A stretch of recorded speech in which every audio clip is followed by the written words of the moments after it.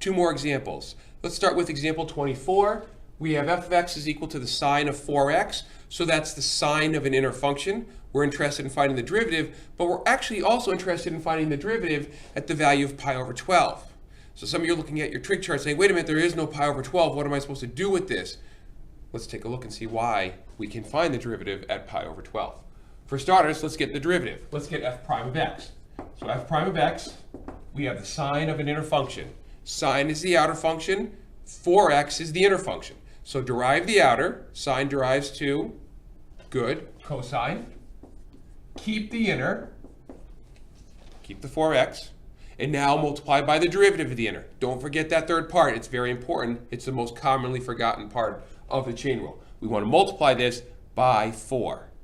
Okay, the derivative of 4x is 4. I'm not going to put the 4 at the very end. I'm actually going to sneak it in right in front of the c for cosine because that way I'm not going to confuse it and make it 16x. So my derivative is 4 times the cosine of 4x. Now I want the derivative's value at pi over 12. So let's find f prime of pi over 12, which means I have 4 times the cosine of 4 times pi over 12. So I gotta do 4 times pi over 12. I know I can cross cancel there. That's actually pi over 3, correct?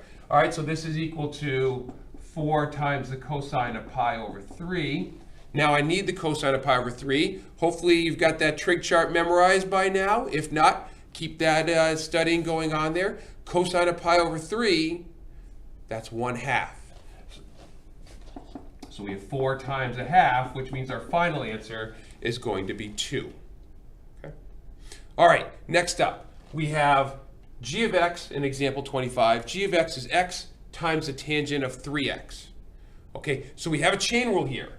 We have the tangent of an inner function, but we also have that other x out front.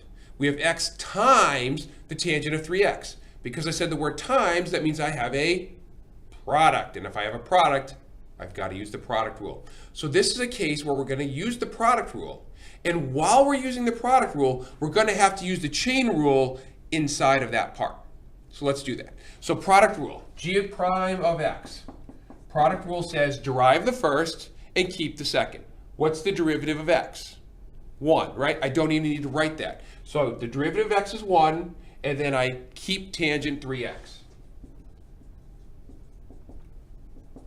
Product rule always says plus, all right? So we derive the first, keep the second.